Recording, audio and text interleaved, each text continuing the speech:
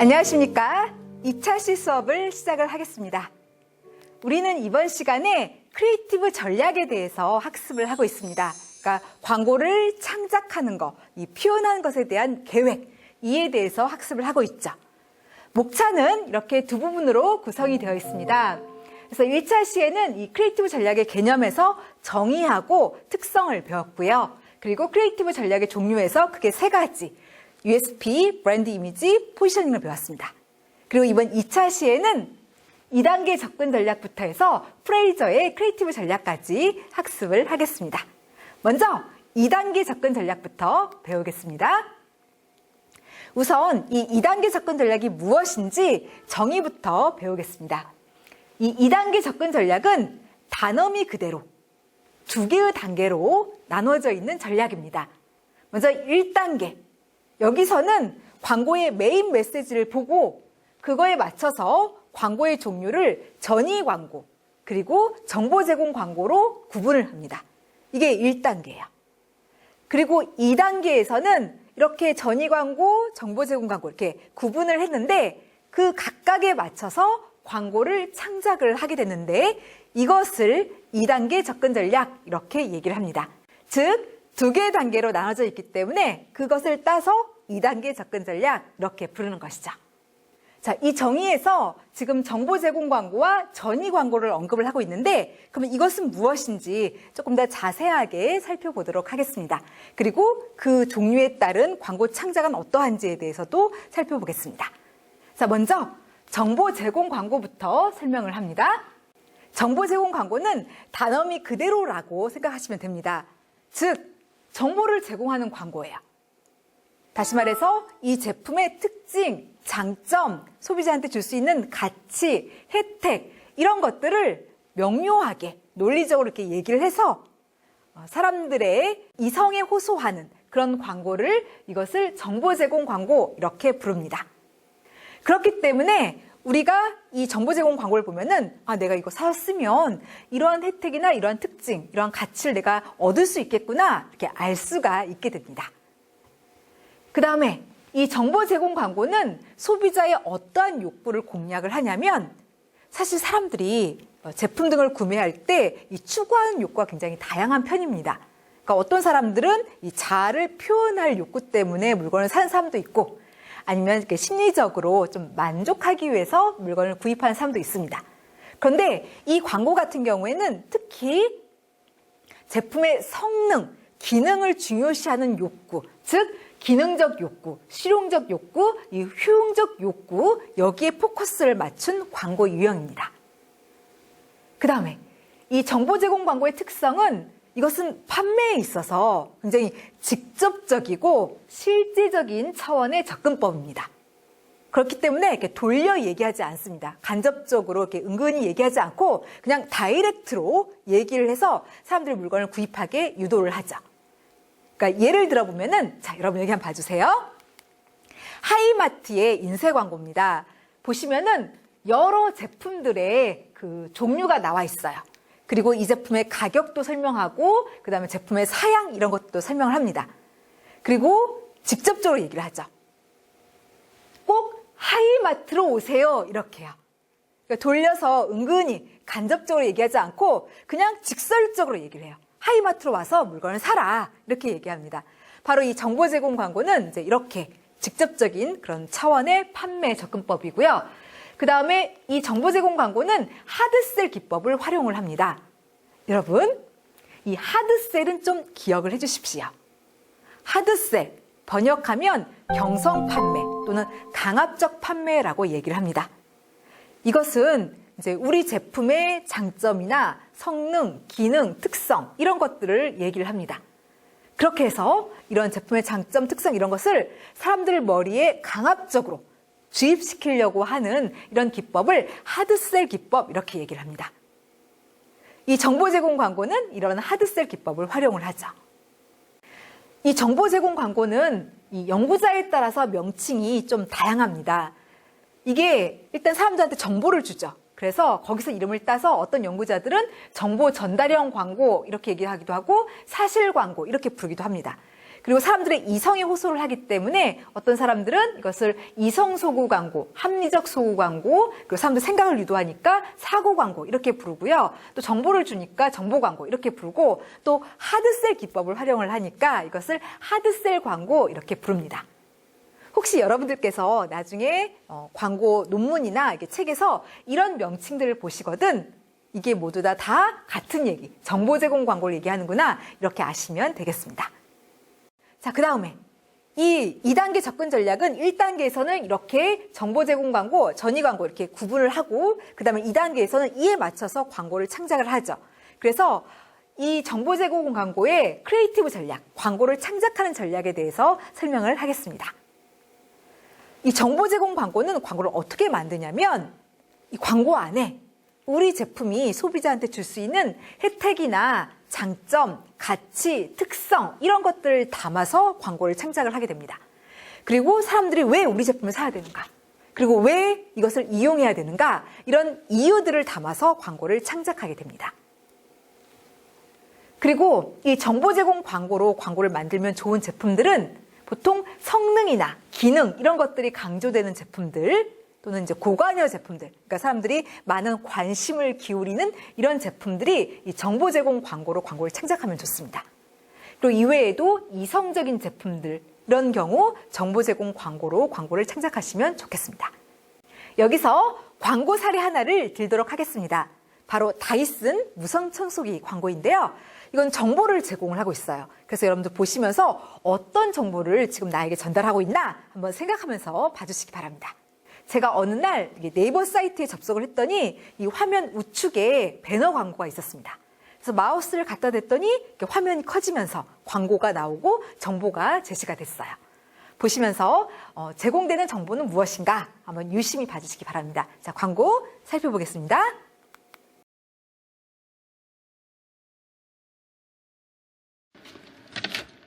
다이슨 무선 청소기는 가볍고 강력한 다이슨 디지털 모터와 다이슨만의 특별한 툴로 바닥 청소뿐 아니라 좁은 틈, 천장, 소파와 매트리스까지 집안 전체를 클릭 단 몇 번으로 빠르고 쉽게 청소합니다.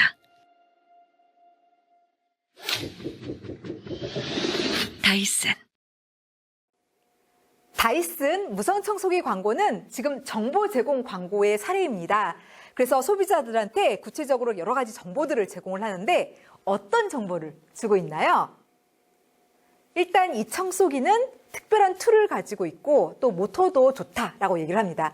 그래서 바닥 청소, 틈새 청소, 매트리스, 소파 이런 것들을 잘 청소를 하고 있고, 또 클릭 몇 번만 하면 아주 신속하게 청소를 할 수 있다. 그리고 흡인력 이런 것들이 좋다. 이런 정보들을 소비자들에게 전달을 하죠. 이런 스타일의 광고를 정보 제공 광고 이렇게 이야기를 합니다.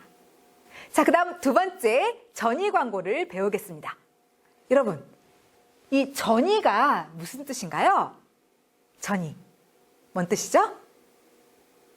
전위는 어떤 위치나 자리를 한쪽에서 다른 쪽으로 이렇게 옮기는 것, 이것을 전위라고 이야기를 합니다. 이러한 의미 그대로 이 전위 광고는 이제 제품이나 브랜드 이런 것들을 긍정적인 정서로 전위, 이렇게 옮기는 이런 광고입니다. 여기서 말하는 긍정적인 정서라는 것은 한마디로 좋은 감정을 얘기를 합니다.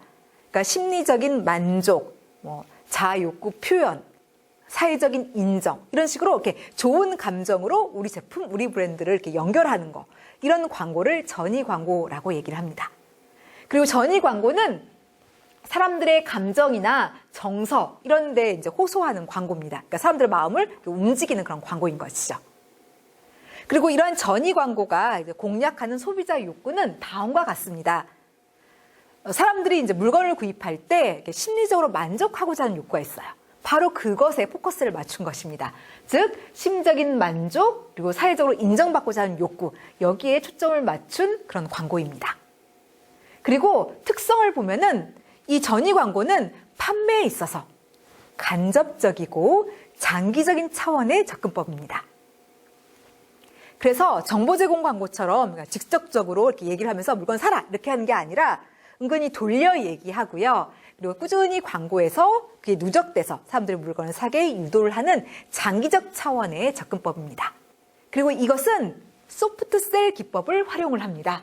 여러분들 이 소프트셀 이것은 좀 기억을 해주시길 바랍니다. 이건 광고의 기초 용어입니다. 소프트셀 번역하면 연성 판매 이렇게 번역을 합니다. 이것은 뭐냐면 제품이나 브랜드에 대해서 사람들이 이렇게 자연스럽게 갖고 싶은 이런 욕구가 들게끔 분위기, 이미지 이런 것들을 조성하는 그런 기법을 얘기를 합니다. 바로 이 전이 광고는 이 소프트셀 기법을 활용을 하죠. 그래서 이 소프트셀 기법을 활용하기 때문에 연구자에 따라서는 이 전이 광고를 소프트셀 광고 이렇게 부릅니다.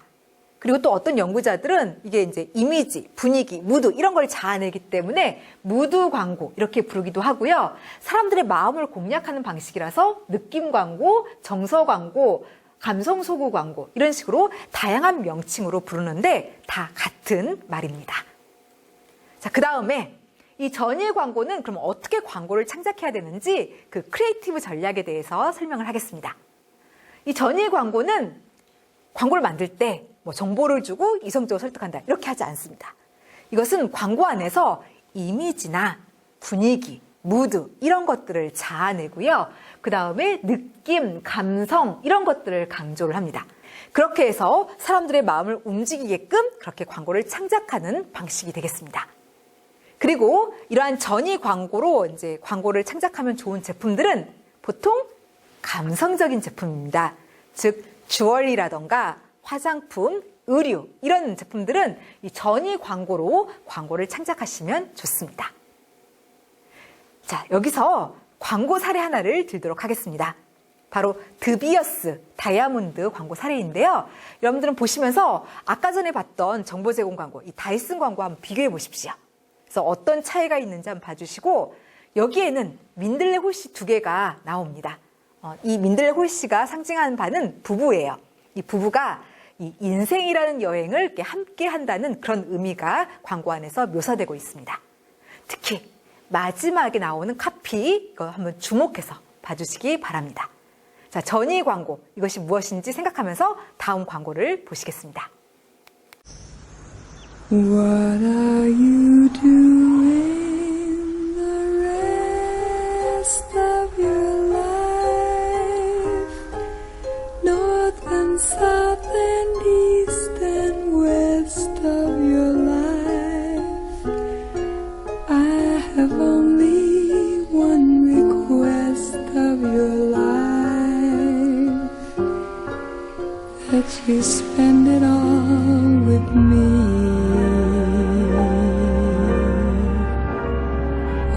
The seasons and the times of your days, all the nickels and the dimes of your days, let the reasons and the rhymes Journey Diamond Jewelry. of your days. With every step, love grows. 드비어스 광고는 우리가 아까 전에 살펴봤던 다이슨 이 정보 제공 광고하고 굉장히 차이를 보이죠. 그 광고와는 다르게 구체적으로 이 제품에 대한 뭐 성능, 특성 이런 것들을 얘기하지 않습니다. 그냥 이미지 위주로, 분위기 위주로 광고를 창작을 했는데 이런 게 바로 전이 광고가 되겠습니다. 여러분, 광고 후반부에 나왔던 카피 뭔지 혹시 기억이 나시나요?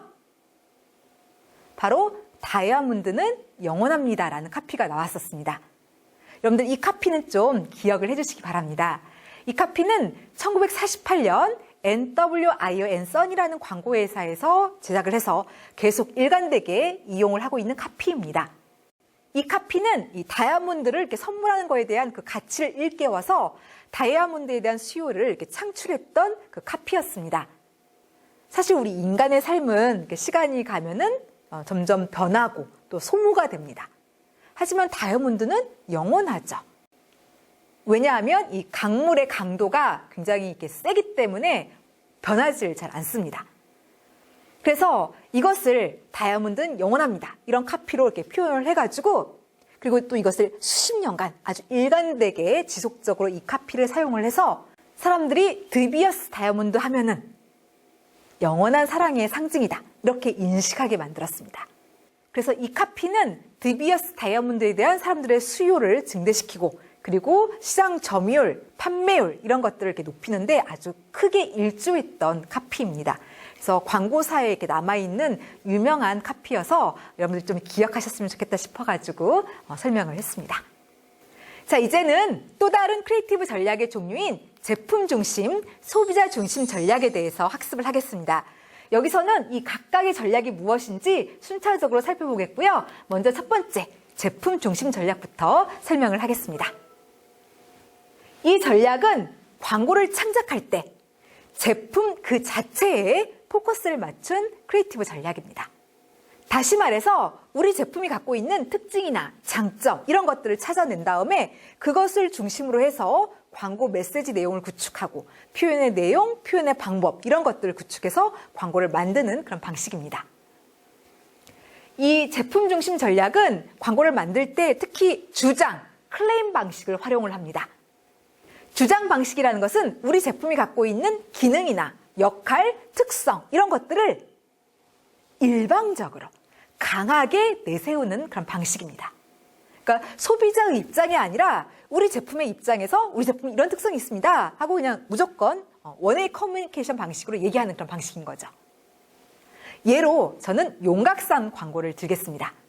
지금 보시게 될 이 광고의 카피는 한때 굉장히 크게 인기를 끌었던 광고 카피입니다. 이 카피 덕분에 이 용각산은 일약 국민적 의약품으로 자리를 매김할 수도 있었습니다. 그리고 여러 오락 프로그램들이 또 패러디를 하게 됐었죠. 어떤 카피였고 그리고 어떤 식으로 제품의 특성을 얘기했는지 한번 유심히 광고를 봐주시기 바랍니다. 자, 광고 살펴보겠습니다. 이 소리가 아닙니다. 이 소리도 아닙니다. 용각산은 소리가 나지 않습니다. 용각산은 미세한 분말의 생약 성분이기 때문입니다. 가래, 기침, 성대 보호의 용각산, 보령 제약. 용각산은 소리가 나지 않습니다. 이 카피가 굉장히 유명했던 카피입니다. 그런데 용각산 소리가 나지 않는다. 이거는 제품의 특성을 그냥 일방적으로 전달을 한 겁니다. 실제로 용각산은 이렇게 뚜껑을 열면 마치 먼지가 이렇게 확 일어나듯이 그 가루가 이렇게 일어납니다. 그러니까 미세한 분말로 되어 있다. 이게 제품의 특성인데 이것이 곧 용각산이 소리가 나지 않는 이유이기도 하죠. 근데 어쨌든 지금 용각산 소리가 나지 않는다. 이것을 일방적으로 얘기를 하고 있는데 이것은 제품의 특성을 사람들한테 얘기를 한 것이죠. 이런 방식이 바로 주장 방식입니다. 자, 그 다음 두 번째, 소비자 중심 전략을 살펴보겠습니다. 이 전략은 광고를 창작할 때 소비자 그 자체나 아니면은 이 소비자의 욕구 이런 데에다가 그 전략적 강조점을 두고 광고를 창작하는 전략이 되겠습니다. 다시 말해서 광고를 만들 때 일단 소비자의 욕구를 파악합니다. 그리고 이 욕구를 충족시켜 줄 수 있게끔 그 광고 메시지를 창작을 하고 광고를 만들어서 전달을 하는 그런 방식인 거죠.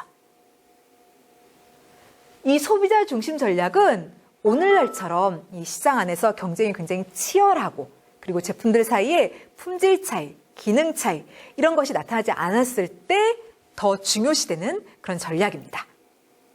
소비자를 제대로 잘 만족시켜주고 그들의 니즈를 충족시켜줘야 이 시장 안에서 성공할 가능성이 높아지게 됩니다. 이 소비자 중심 전략은 크게 다음의 방법들을 이용합니다. 즉, 이익, 약속, 이유, USP 제시 이런 방식들을 활용해서 이 광고를 창작을 하게 됩니다. 이 중에서 이익 방식은 소비자들이 우리 제품을 이용할 때 그들이 얻을 수 있는 가치 이런 것들을 이야기하는 방법이 되겠습니다.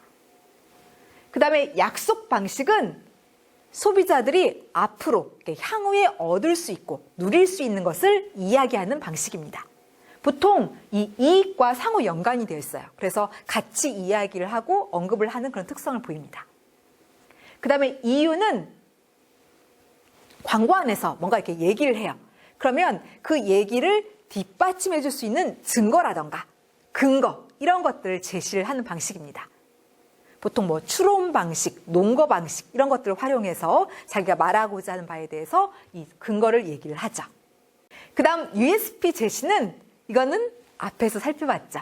그러니까 오직 우리 제품만이 제시할 수 있는 유일무이하고 독특하고 고유한 혜택을 얘기하는 그런 방식입니다. 그러니까 경쟁사가 이렇게 따라할 수 없는 우리 제품만의 고유한 걸 얘기하는 방식. 이게 USP 제시 방식입니다. 찰스 프레이저의 크리에이티브 전략을 학습을 하겠습니다. 콜로라도 대학교의 교수인 이 찰스 프레이저는 기존에 나와 있었던 여러 크리에이티브 전략들을 종합을 하고 그리고 본인의 의견을 덧붙여서 1983년에 크리에이티브 전략이라는 논문을 발표를 합니다. 여기서 이 크리에이티브 전략을 제시를 했는데 이거에 대해서 이제 여러 후속 연구자들이 이것을 연구하고 이것은 대표적인 크리에이티브 전략의 유형이다라고 지지를 했고요. 또 일반적인 크리에이티브 전략의 가이드라인이다. 이렇게 주장을 하기도 했습니다. 찰스 프레이저 교수가 제시한 이 7개의 크리에이티브 전략을 학습을 하겠습니다. 먼저 첫 번째, 본원적 전략입니다. 이 본원적 전략은 같은 프로덕트 카테고리라면 그 안에 있는 제품이라면 어떠한 브랜드라도 얘기할 수 있는 지극히 일반적인 메시지, 본원적인 주장을 이야기하는 크리에이티브 전략입니다. 그러니까 같은 이 제품군 안에 있는 그 브랜드라면 누구나 다 얘기할 수 있는 보통의 얘기를 하는 겁니다. 이 크리에이티브 전략은 우리 제품의 뭐 특징이나 장점 이런 걸 얘기하지 않습니다. 그리고 다른 브랜드보다 우리 브랜드가 더 우월하다 이런 식의 주장도 하지 않고 뭐 경쟁 우위점, 차별점 이런 것도 얘기하지 않습니다. 그냥 다만 같은 제품군 안에 있는 브랜드라면 누구나 다 얘기할 수 있는 즉히 일반적인 이야기를 하는 그런 크리에이티브 전략입니다.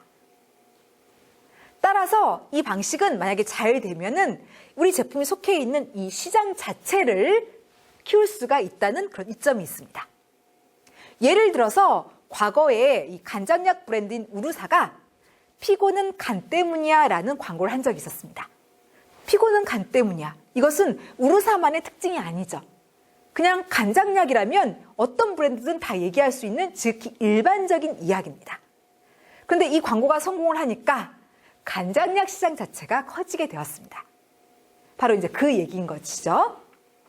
그 다음으로 이 본원적 전략은 어떤 경우에 사용하면 좋냐면 보통 시장 안에서 1위, 2위 이런 선도 브랜드들이 사용하면 좋습니다. 물론 시장의 하위 브랜드라던가 아니면 후발 브랜드들이 이 전략을 못 쓰는 건 아닙니다. 쓸 수도 있어요. 하지만 만약에 이들이 쓸 경우 이게 자칫하면은 이게 이들의 광고 메시지가 소비자가 봤을 때 이 선도 브랜드의 광고 메시지라고 오인될 우려가 있습니다. 1위 브랜드니까 저런 식의 광고를 하는 거야 하면서 사람들이 선도 브랜드의 광고라고 인식을 해버리는 일이 발생할 수가 있어요. 그래서 우리가 광고를 해서 오히려 이 선도 브랜드의 시장 점유율이나 제품 판매율 이런 것들을 높여줄 수 있는 그런 문제가 발생합니다. 그래서 시장 하위 브랜드라던가 아니면 후발 브랜드들이 이 전략을 쓸 때는 보통 메시지 구성이라던가 광고 창작할 때 굉장히 세심한 주의를 기울여야 됩니다. 그러니까 선도 브랜드로 이 광고 메시지 전이 이런 게 일어나지 않게 주의를 기울여야 되는 것이죠. 이 본원적 전략을 쓴 사례로 저는 아메리퀘스트를 들겠습니다. 여러분 여기 한번 봐주세요. 여기에 사진이 하나 나와 있는데 이게 무슨 사진 같나요? 한번 추측해 보십시오. 이게 무슨 장면 같습니까? 지금 보시면 왼손에는 칼을 들고 있고 오른손에는 고양이를 들고 있어요. 그리고 바닥을 봤을 때 뭔가 좀 부정적인 상황인 것 같습니다. 그쵸? 자, 그 다음 두 번째 사진을 보겠습니다. 이 상황은 어떤 상황 같나요? 한번 지금 추측해 보시기 바랍니다. 어떤 장면 같죠? 네, 지금 보시면 의사가 심장 충격기를 들고 있어요. 그리고 환자가 좀 누워 있습니다. 뭔가 좀 위급한 부정적인 상황 같죠? 여러분들의 판단이 맞는지 한번 다음 광고를 통해서 확인해 보도록 하겠습니다. 참고로 이 광고는 지금 2개의 광고가 연속적으로 제시가 될 텐데 두 광고 모두 2006년 뉴욕 페스티벌 그리고 런던 국제광고제에서 상을 받았던 유명한 광고입니다. 자, 광고 보시겠고요. 어떤 본원적 메시지를 사람들한테 전달하는가 이것도 한번 생각해 주시기 바랍니다. 자, 광고 살펴보겠습니다. Hey, kid. You got to get down. Come on.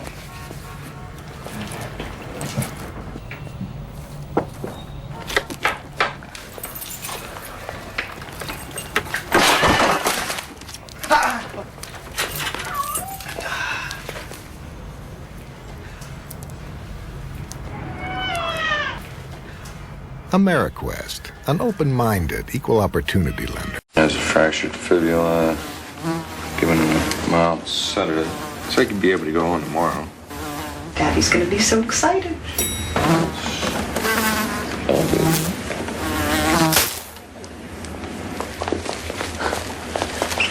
That killed him.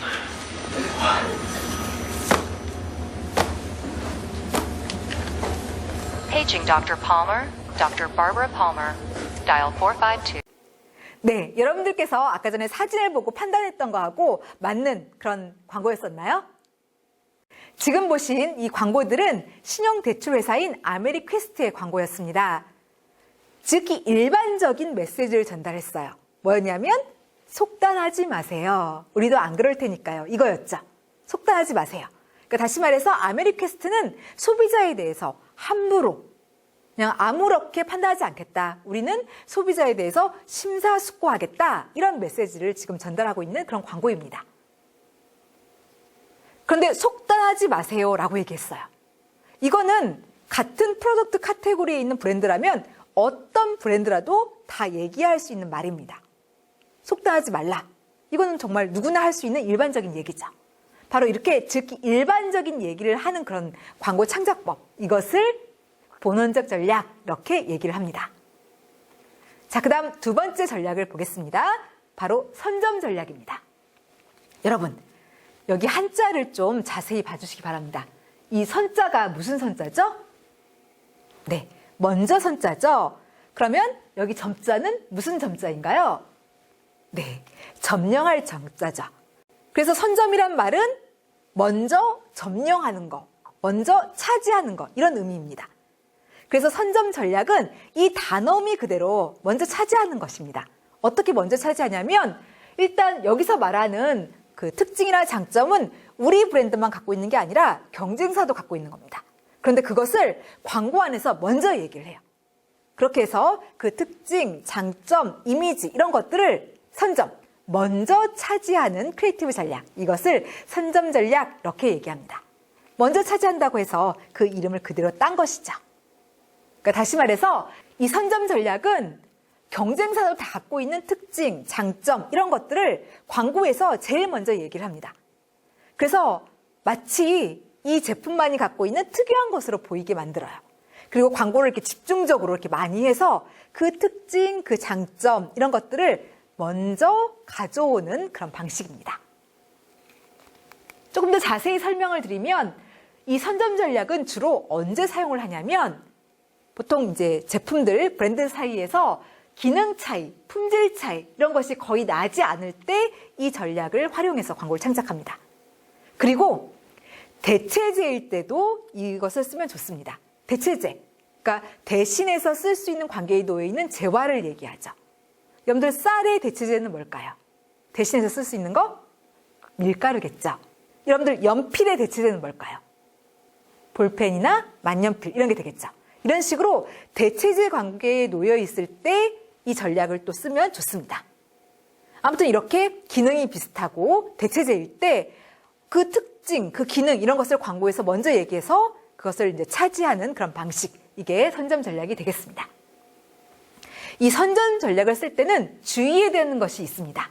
뭐냐면 광고를 일정 수준 이상으로 많이 집행을 해야 됩니다. 왜냐하면 이건 광고에서 얘기하는 특징이나 장점이 우리 브랜드만 갖고 있는 게 아닙니다. 경쟁사도 다 갖고 있는 특징이나 장점이에요. 근데 만약에 광고를 했는데 이게 괜찮아 보이면 경쟁사가 그것을 모방해서 그것을 차지할 수가 있기 때문에 그렇습니다.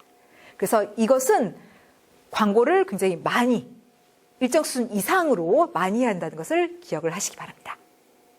자, 예를 들어보겠습니다. 여러분, 보통의 식용유는 뭘로 만들죠? 일반적인 식용유는 무엇을 재료로 해서 만듭니까? 그쵸? 콩으로 만듭니다. 콩 100%로 만들어요. 지금 보시게 될 이 광고는 광고회사 제일기획이 제작을 했습니다. 근데 광고를 집행하기 전에 이렇게 분석을 해보니까 사람들이 이 식용유를 콩 100%로 만든다는 것을 잘 모른다는 것을 발견을 했어요.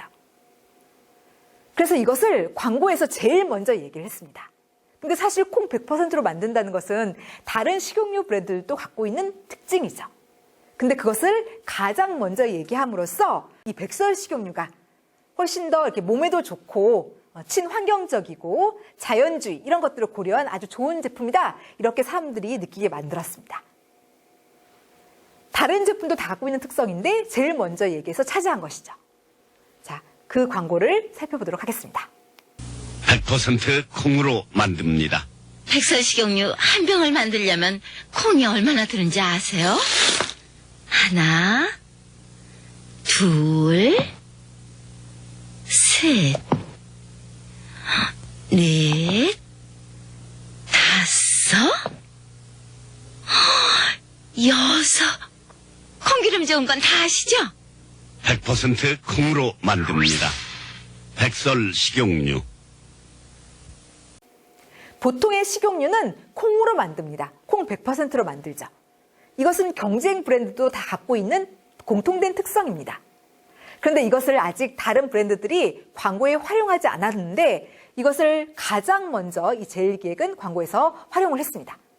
그렇게 함으로써 콩 100%로 만들었다. 이것을 이 백설 식용유가 그 특성을 차지를 했고 사람들이 백설 식용유는 몸에도 좋고 더 건강을 생각하는 그런 좋은 제품이다. 이렇게 인식하게 만들었던 것이죠. 이런 식으로 다른 브랜드도 다 갖고 있는 특징이나 장점인데 그것을 광고에서 가장 먼저 얘기해서 선점, 먼저 차지하는 크리에이티브 전략. 이것을 선점 전략이다라고 이야기를 합니다. 자, 다음 세 번째 USP 전략을 보도록 하겠습니다. 이 프레이저의 크리에이티브 전략은 기존에 발표되었던 여러 크리에이티브 전략들을 종합을 하고 거기에 찰스 프레이저가 의견을 덧붙여서 제시한 크리에이티브 전략입니다. 그렇기 때문에 이렇게 잘 보시면 다른 연구자들의 크리에이티브 전략이 있습니다. 이 USP는 누가 제시한 것이죠? 네, 로저 리브스가 제시한 것이죠. 그리고 이 브랜드 이미지 전략은 데이비드 오길비가 제시한 것이고요. 그리고 포지셔닝 전략, 이건 누가 제시했나요? 네, 잭 트라우트와 알 리스가 제안한 전략이죠. 이건 사실 아까 우리가 다 배웠죠? 그래서 여기서는 간단하게 내용만 좀 짚고 넘어가도록 하겠습니다. 자, USP 전략. USP 전략이라는 것은 경쟁 브랜드가 이렇게 쉽게 따라할 수 없는 우리 브랜드만이 가지는 아주 고유하고 독특하고 유일무이한 이 혜택을 얘기하는 것입니다. 그러니까 독특한 판매 제한점을 제시를 해서 이 시장 안에서 비교 우위를 확보하려고 하는 크리에이티브 전략이 되겠습니다. 이 전략의 핵심은 소비자에게 아주 독특한 유일무이한 혜택을 제공하는 게 핵심입니다. 로저 리브스는 모든 제품은 자기만의 이 USP를 개발을 해야 되고 그리고 광고를 통해서 이것을 지속적으로 반복해서 소비자에게 전달을 해야 된다라고 주장을 했습니다. 그리고 USP 전략을 쓸 때는 다음에 세 가지를 고려해야 된다고 얘기를 했었죠. 그 세 가지라는 것은 일단 광고에서는 우리 제품만의 구체적인 제품 혜택을 이야기해야 됩니다. 그리고 이것은 광고 안에서 이렇게 제안을 하는 건데 이 제안이 경쟁사가 쉽게 따라할 수 없는 우리 제품만의 아주 고유하고 독특한 그런 제안이어야 됩니다.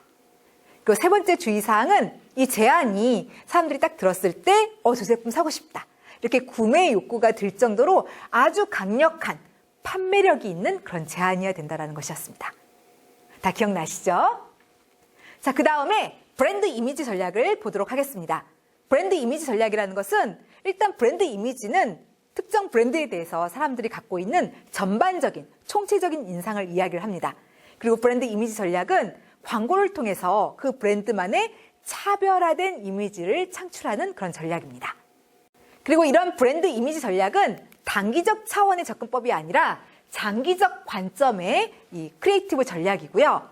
그리고 무엇보다도 인간의 감성, 여기다가 전략적 강조점을 두고 광고를 창작하는 방식입니다. 그리고 이것은 우리 제품과 경쟁사 제품 사이에 물리적인 제품 차이, 기능적인 제품 차이 이런 것을 꾀하지 않고 심리적인 차별화 이것을 꾀하려고 하는 그런 크리에이티브 전략이 되겠습니다. 그리고 이 브랜드 이미지 전략은 이 브랜드 제품들 사이에 뭐 기능 차이나 품질 차이, 퀄리티 이런 것들이 거의 나타나지 않게 되었을 때 더 중요성이 높아지는 그런 전략이 되겠습니다. 자, 포지셔닝 전략을 보도록 하겠습니다. 포지셔닝 전략에서 포지셔닝은 위치 잡기, 위치 정립 이런 의미죠. 그래서 그 의미 그대로 포지셔닝 전략이라는 것은 소비자의 마음속에 우리 제품, 우리 브랜드의 위치를 잡아주는 전략입니다. 이 포지셔닝 전략의 그 특성으로는 심리적이다라는 것, 그리고 상대적이다라는 것을 꼽을 수가 있습니다. 먼저 심리적이다라는 것을 설명해 드리면 이게 위치를 잡는 전략인데 소비자의 마음속에 이 심리적인 위치를 잡아주는 그런 전략입니다. 그래서 이 전략은 실제 이 제품이 시장 안에서 위치가 어떠한가, 특징이나 장점이 어떠한가 이런 거에 상관없이 사람들 머릿속에서 어떻게 위치했는가, 사람들이 어떻게 인식하는가가 중요합니다. 그래서 이건 심리적인 위치의 특성을 지니고 있습니다. 그 다음 두 번째 특성, 상대적이다. 이걸 보겠습니다. 이 포지셔닝은 경쟁사와 그 관계 하에서 이해가 돼야 돼요. 그래서 사람들의 머릿속에 경쟁사 제품보다도 더 우월하게, 더 좋게 위치하게 하는 그런 전략이 되겠습니다. 자, 프레이저의 크리에이티브 전략 중에서 또 다른 유형인 공명 전략을 살펴보겠습니다. 공명 전략에서 공명이 뭔 뜻인가요? 공명. 이것의 사전적 의미는 네, 울림이라는 뜻이죠. 그리고 다른 사람의 생각이나 뭐 태도, 행동 여기에 공감하고 동조하는 것을 공명이라고 얘기합니다. 그래서 이 의미 그대로 공명 전략은 사람들이 이제 광고를 보고 나도 그래, 나도 그렇게 느껴 이런 식으로 동조하게, 공명하게 만드는 그런 크리에이티브 전략이 되겠습니다. 그래서 사람들이 보고 나도 그래 이렇게 동조하게 만들기 때문에 이 공명 전략을 다른 말로 동조 전략 이렇게 부르기도 합니다. 이 공명 전략은 이 광고 안에서 묘사하는 내용과 사람들이 그동안 겪었던 여러 가지 경험, 그리고 그 사람들이 쌓은 지식이나 정보 이런 것들이 조화를 이루게 만듭니다. 그렇게 해서 사람들이 광고를 봤을 때 동조하게끔, 그리고 감정이입하게끔, 긍정적인 영상작용을 하게끔 그렇게 광고를 제작하는 방식입니다. 따라서 이 전략은 이 광고를 만든 사람들이 일단 소비자들이 어떤 경험을, 어떤 지식 정보를 쌓았는지를 파악하고, 그리고 광고를 통해서 어떤 자극을 줬을 때 그렇게 쌓여진 경험이나 지식, 정보가 이렇게 활성화되는가, 이것을 광고인들이 좀 잘 이해하고 있어야 됩니다. 그럴 때 좋은 공명 전략을 이용한 광고를 창작할 수가 있게 됩니다. 이 공명 전략은 언제 사용하냐면 이 제품들 사이의 품질 차이, 기능 차이 이런 것이 거의 나타나지 않을 때 이 전략을 많이 사용하게 됩니다. 공명 전략을 잘 활용한 사례를 들어보도록 하겠습니다. 여러분 한번 상상해 주십시오. 여러분들이 밤 늦게까지 열심히 작업을 했어요. 보고서라던가 이런 거를 썼습니다.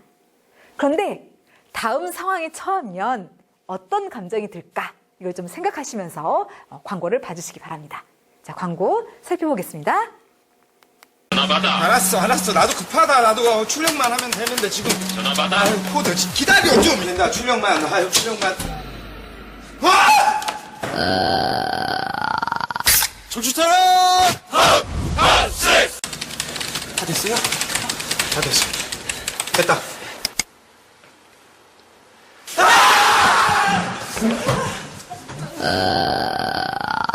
정주차라! 네, 지금 광고에서는 열심히 노력했는데 순간의 실수로 그 공등탑이 우르르 무너지는 그런 상황을 묘사를 하고 있습니다. 근데 이 광고에서 표현한 이런 내용들은 우리가 한 번쯤은 경험했을 법한 그런 내용들입니다. 그래서 우리는 광고를 보면서 그래 나도 그랬어 이렇게 공명을 하게 됩니다.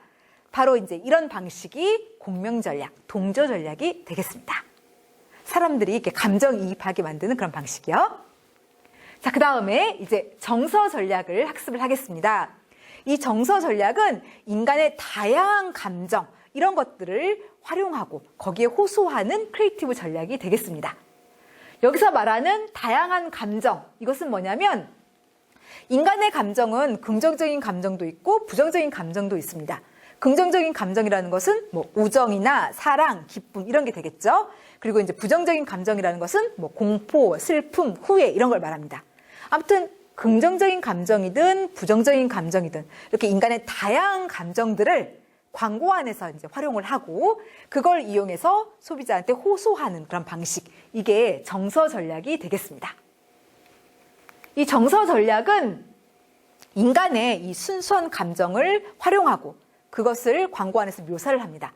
그러다 보니까 뭐 과학적인 데이터, 논리적인 분석 이런 게 중요한 게 아니고요. 이 광고를 만드는 사람들의 상상력이나 감 이런 것들이 이 전략을 전개하는 데 있어서 핵심이고 원동력이 되어주게 됩니다. 그리고 이것은 보통 언제 이용하냐면 감성적인 제품들, 그러니까 의류라던가 화장품, 주얼리 이런 감성적인 제품일 때 이 정서 전략을 많이 사용을 하게 됩니다. 그런데 이 감성적인 제품일 때 특히 효과가 좋긴 하지만요. 사실 제품에 상관없이 두루두루 이용할 수 있기도 합니다. 이 정서 전략을 쓸 때 주의해야 되는 사항에 대해서 안내를 하겠습니다. 사실 광고 안에서 굉장히 서정적으로, 감성적으로 묘사한다고 해서 다 좋은 정서 전략이 되는 건 아닙니다. 이것을 쓸 때는 광고 안에서 이용하는 그 인간의 감정과 이 제품 사이의 관련성, 이것을 고려해서 광고를 창작하는 게 필요합니다. 예를 들어서 우리 제품이 아기용품이에요. 그런데 광고 안에서 인간의 감정 중에서 뭐 혐오를 쓴다. 그러면 이 혐오와 아기용품, 이게 잘 어울리지 않죠. 그러면 광고 효과가 저하되게 됩니다. 그래서 그 이용하는 인간의 감정과 그 다음에 제품, 이 둘 사이의 관련성을 염두에 두고 광고를 창작하시는 게 필요합니다.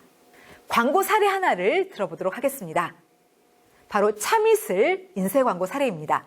이 광고는 2006년에 집행이 되었는데 그때 당시 이 소주 시장에는 저도수 붐이 일었습니다. 그래서 참이슬도 알코올 도수를 좀 낮춘 제품을 출시하고 그것을 이제 다음과 같이 광고를 했습니다. 여러분들 이걸 보시면서 인간의 어떤 감정을 활용했나 한번 생각해 주시기 바랍니다. 그 인쇄 광고는 이렇습니다. 이 제품의 특성은 지금 알코올 도수가 낮아졌기 때문에 잘 넘어가고 그리고 예전에 비해서 같은 양을 마셔도 잘 취하지 않는다는 거, 이런 여러 가지 특성이 있는데 이것을 구구절절하게 설명하지 않았습니다. 바로 인간의 감정을 이용해서 이렇게 빗대어서 표현을 했는데 인간의 감정 중에서 어떤 감정을 활용했나요? 바로 남녀 간의 사랑을 이용을 했죠. 그래서 여자 편을 보시면 19.8도만 지켜준다면 마음을 허락할 수 있을 것 같다. 그리고 남자 편을 보시면 19.8도만 기울이면 그녀 마음을 얻을 수 있을 것 같다. 이렇게 돼 있어요. 그래서 알코올 도수가 낮아졌다는 것을 이렇게 사랑이라는 인간의 감정을 이용해서 사람들한테 전달을 설명을 하고 있습니다. 자, 여기까지 해서 이번 시간에 배운 내용을 정리를 하겠습니다. 우리는 이번 시간에 크리에이티브 전략에 대해서 배웠습니다. 그리고 목차는 이렇게 크게 두 부분으로 구성이 되어 있었죠. 크리에이티브 전략의 개념, 그리고 크리에이티브 전략의 종류입니다. 일단 크리에이티브 전략의 개념에서는 정의와 특성을 학습을 했습니다. 그래서 크리에이티브 전략이라는 것은 광고를 창작하는 것, 광고를 표현하는 것에 대한 계획이다라고 설명을 했습니다. 그리고 특성에서는 이 크리에이티브 전략은 이 앞에서 광고 전략을 수립을 했는데 그게 독창적으로 표현이 되는 과정이다라고 얘기를 했고, 여기에서는 이 표현의 내용, 표현의 방법, 그리고 뭐 아이디어라던가 소구법, 소재 이런 것들을 결정한다고 했습니다. 그리고 이제 광고의 여러 영역 중에서 이 창의성 이런 것들이 중요시되고 이 광고를 만드는 사람들의 감이나 통찰력, 상상력 이런 것들이 요구되는 그런 분야다라고 얘기를 했고요. 그리고 실제로 광고를 만드는 이 광고를 제작하는데 방향을 제시하는 실제 광고 제작의 길잡이로서의 역할을 한다라고 얘기를 했습니다. 그 다음에 크리에이티브 전략의 종류에 가서는 우리가 총 6개의 크리에이티브 전략을 살펴봤죠. 이 중에서 여러분들이 이 3개, 즉 로저 리브스의 USP, 데이비드 오길비의 브랜드 이미지, 그리고 잭 트라우트와 알리스의 포지셔닝, 이 3개만큼은 꼭 기억해 달라고 얘기를 했습니다. 그리고 이제 여기에 덧붙여서 2단계 접근 전략, 제품 중심, 소비자 중심 전략, 그리고 프레이저의 크리에이티브 전략해서 총 7개의 크리에이티브 전략을 학습을 했습니다. 자, 이제 퀴즈를 보도록 하겠습니다. 여러분들께서 얼마나 오늘 배운 내용을 잘 이해하고 계시나 이걸 점검하시면서 다음 문제들을 풀어봐 주시길 바랍니다. 자, 여러분 핸드폰을 꺼내서 여기 QR코드를 좀 찍어주시길 바랍니다. 혹시 이제 핸드폰으로 QR코드를 찍기가 어렵다면 여기 URL 여기 적어놨으니까요. 이걸로 접속해 주시길 바랍니다. 그런데 접속하실 때 대문자, 소문자, 숫자 이걸 좀 구분해서 기입을 해주시기 바랍니다. 이게 좀 틀리면 제대로 접속이 되지 않습니다. 그래서 이걸 좀 주의하셔가지고 다음 퀴즈로 접속해 주시길 바랍니다. 자, QR코드 좀 찍어주십시오. 자, 그럼 저도 퀴즈로 넘어가도록 하겠습니다. 자, 먼저 첫 번째 퀴즈입니다. 여기 빈칸에 들어갈 말을 맞춰봐 주시면 되겠습니다. 지금 이것은 how to say, 그러니까 소비자들한테 어떻게 얘기할 것인가 이에 대해서 계획을 짜는 것입니다. 여기 빈칸에 들어갈 말은 무엇일까요? 네, 크리에이티브 전략이죠. 자, 두 번째 퀴즈. 다음 중에서 이 USP 전략의 고려사항으로 맞지 않은 게 무엇이냐라고 얘기했습니다. USP의 고려사항 3가지가 있었죠. 그래서 일단은 그 제안이 소비자가 딱 들었을 때 이 구매 욕구를 불러일으킬 수 있을 정도로 강력한 거, 판매력이 있어야 된다라고 얘기했었고, 그 다음에 그 제안은 아주 독특한 거, 유일무이한 거, 고유한 그런 제안이어야 된다라고 했습니다. 그리고 구체적인 제품 혜택을 광고 안에서 얘기해야 된다라고 얘기했어요. 그래서 지금 USP 고려사항이 아닌 게 3번이 되겠습니다. 그 다음에 문제 3번, 역시 빈칸에 들어갈 말을 맞춰봐 주시기 바랍니다. 이것은 우리가 어떤 브랜드에 대해서 갖는 전반적인, 총체적인 인상을 얘기합니다. 데이비드 오길비는 이것을 제품의 개성이다라고 얘기를 했습니다. 여기 빈칸에 들어갈 말은 무엇일까요? 그렇죠. 브랜드 이미지가 되겠습니다. 자, 그 다음 퀴즈입니다. 찰스 프레이저는 총 7개의 크리에이티브 전략 유형을 제시했습니다. 다음 중에서 찰스 프레이저가 제시하지 않은 게 있습니다. 뭐죠? 답은 3번이죠. 제품 중심 전략이 아닙니다. 그 다음에 5번째 퀴즈입니다. 다음 광고는 어떤 크리에이티브 전략을 활용해서 광고를 창작했나? 이렇게 물어보고 있습니다. 지금 테드 베이츠가 만든 광고인데요. 이겁니다. 콜게이트 치약 광고입니다. 보시면은 이 콜게이트 치약은 당신의 치아를 닦는 동안 당신의 숨결까지도 닦아줍니다. 라고 얘기를 하고 있어요. 1950년대 치약들은 주로 미백을 강조를 했습니다. 그런데 이 미백뿐만이 아니라 지금 숨결까지도 닦아준다. 굉장히 독특한 고유한 특성, 이 콜게이트 치약의 특성을 제시를 하고 있습니다. 이것은 어떤 전략을 활용한 것일까요? 네, USP 전략이죠. 지금 다른 치약들이 다 미백을 강조하고 있는 상황에서 이 콜게이트 치약은 숨결까지도 아주 깨끗하게 닦아준다. 고유한 독특한 특성을 얘기를 하고 있습니다. 그래서 이것은 USP 전략이 되겠습니다. 자, 그 다음 지금 자일톨껌 광고가 나와 있습니다. 이것은 어떠한 크리에이티브 전략을 활용했는지를 묻고 있는데 바디카피를 읽어보면 이렇게 되어 있습니다. 여기에는 세계적인 건치국가로 유명한 핀란드의 자일톨껌 취식 습관이 나와 있습니다. 그래서 핀란드 사람들은 잠자기 전에 이 껌을 씹는다 이렇게 얘기를 해서 이 자일톨껌이 충치 예방 특성이 있음을 알리고 있습니다. 그런데 이 광고 같은 경우에는 지금 자기 전에 씹는 껌 이렇게 해서 사람들의 머릿속에 위치를 하려고 하고 있어요. 그러면 이렇게 우리 브랜드를 사람들의 머릿속에 위치시키려고 하는 이런 전략이 있었는데 이것을 무엇이라고 하죠? 네, 포지션이라고 얘기하죠. 자, 이제 다음 수업 안내입니다. 다음 시간 강의 주제는 크리에이티브 소구입니다. 그리고 이 크리에이티브 소구에 대해서 간략하게 그 정의를 살펴본 다음에 다양한 종류들을 배우겠습니다. 즉 공포 소구부터 해가지고 유머 소구, 성적 소구, 생활의 단면, 데몬스트레이션 이런 것들을 살펴보도록 하겠습니다. 크리에이티브 전략. 이것은 광고를 만드는 것에 대한 계획입니다. 광고 전략이 중요하지만 이것은 뿌리에 해당이 되기 때문에 사람들 눈에는 직접적으로 보여지지 않습니다. 하지만 이 크리에이티브 전략은 사람들하고 직접 만나는 것과 관련된 기술이죠. 그래서 이 크리에이티브 전략을 잘 수립을 하게 되면은 광고 효과를 더욱더 증폭시킬 수가 있습니다. 그래서 이제 굉장히 중요한 전략이라 할 수 있겠습니다. 그래서 다시 한번 이 크리에이티브 전략의 중요성을 강조하면서 오늘 수업을 종료하겠습니다. 끝까지 잘 들어주셔서 진심으로 감사드립니다.